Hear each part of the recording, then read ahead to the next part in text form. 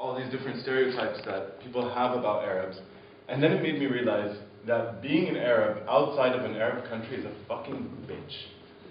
It's so fucking difficult because you have to deal with all these stereotypes and you have to deal with other Arabs. That's the worst part. If you're walking in the street or you're in a restaurant or something and another Arab spots you, instantly they're your best friend. Right away.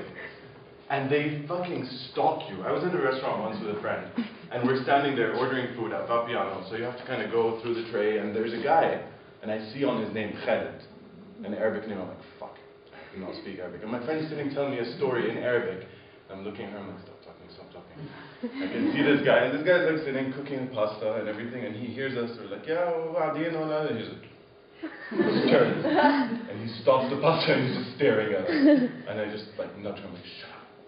Yes. And so we kind of just pass, and I see him like looking at us, and he has this smile. And that's the other thing. Whenever an Arab sees another Arab, they get this really creepy smile, like they're waiting for you to notice them. And be like, you're Arab? I know you're sitting there. And on the train, for instance, you're sitting and they see like, okay, I have a beard or whatever, and they're just sitting there and they're looking at me and they're like, and you try to avoid it, it's really hard to avoid it because you know they know you're Arab.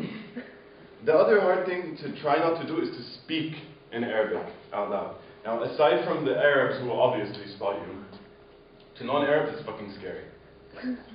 For some reason, I realize if I'm on the train or out in public and I'm on the phone and I speak in Arab, people stop and stare.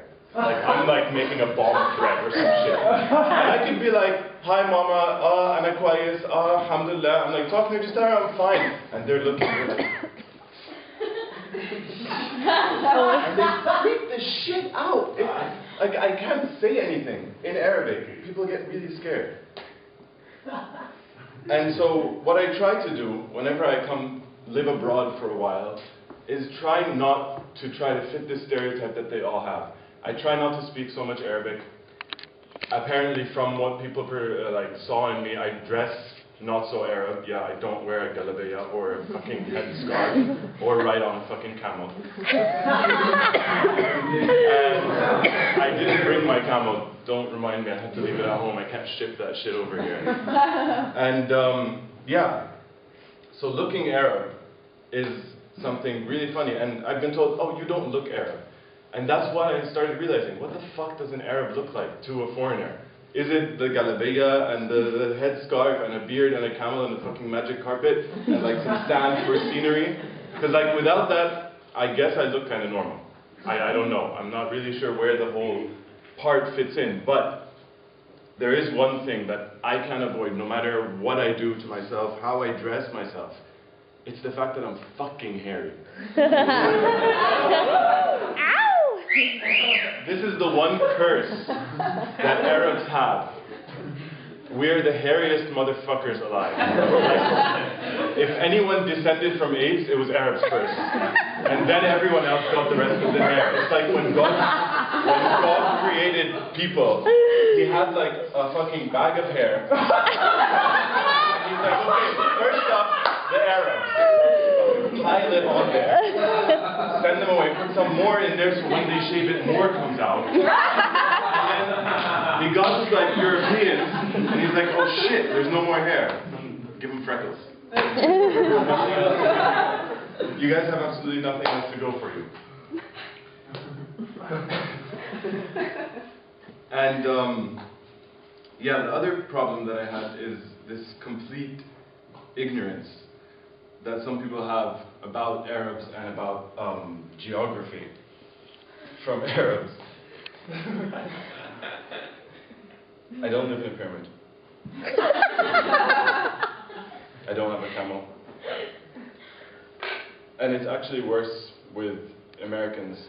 Sorry. Hey. It is. Oh my God. Americans are a fuckload more ignorant than Arabs, than Europeans. America? At least Europeans, they know, yeah, there's Egypt, they go there for the summer and we have pyramids and the camels and all that. Americans don't even know where the fuck Egypt is. They really don't.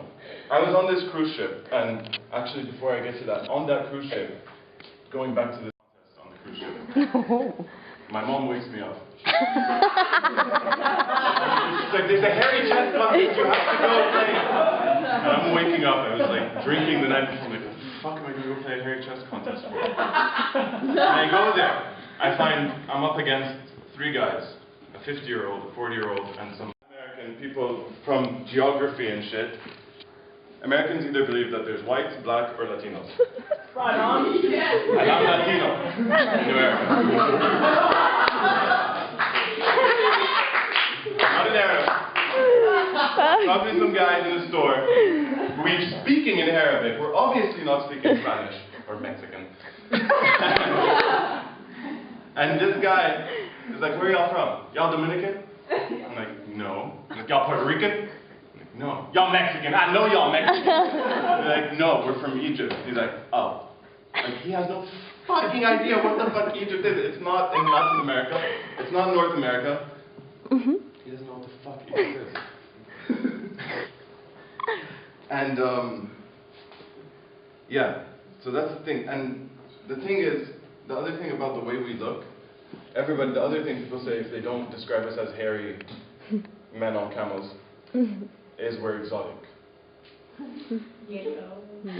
No. What the fuck is exotic? Exotic is either a fruit or an island.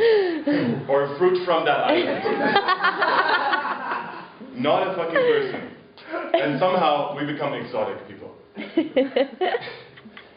And the funny thing is that I realized we're exotic here because we're these hairy beasts.